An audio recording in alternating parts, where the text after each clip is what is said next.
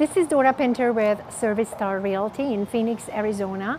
And we get a lot of questions from our investors. Is this a good deal? Is this property a good deal? I am thinking about buying it. I don't even know if I should buy it or not.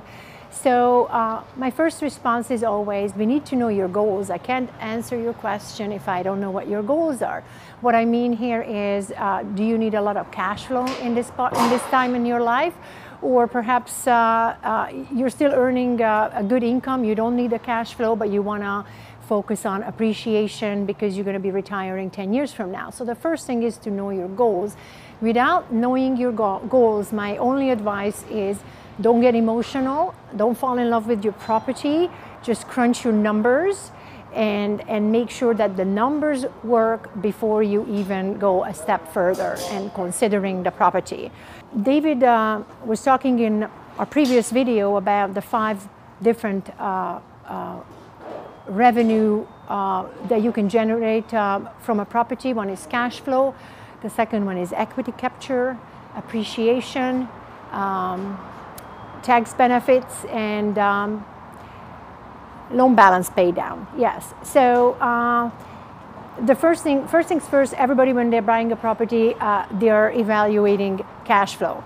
So they say, oh, it's only cash flowing $50, it's not that good of a deal.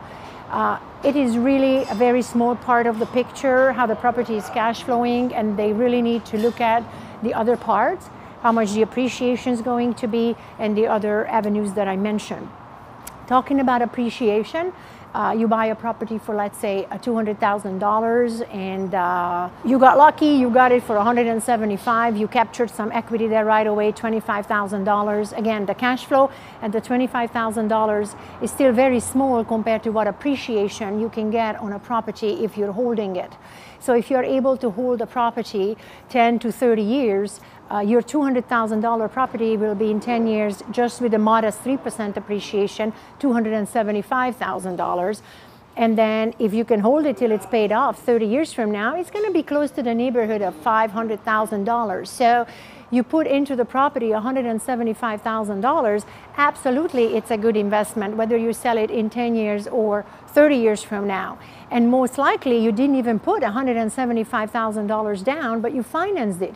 You put $35,000 down, and wow, so you're out of pocket $35,000, and all of a sudden, well, not all of a sudden, but in a few years' time, or when you're ready to retire, you have a huge equity in the property. So yes, that's going to be a very, very good deal. Also, don't forget that the tenant who's living in the property is paying down your mortgage. So in 10 years, there's going to be some debt pay down, and also in 30 years, the entire property is going to be paid off. So if you figure your return on investment in 30 years on a property where you invested $30,000, absolutely it was a fantastic deal. The 5th way of enjoying some income from your property is tax benefits. I'm not a tax advisor, but reach out to your tax accountant, and I'm pretty sure they can advise you on what kind of tax benefits that you are going to be enjoying just by owning a rental property. It can be significant savings.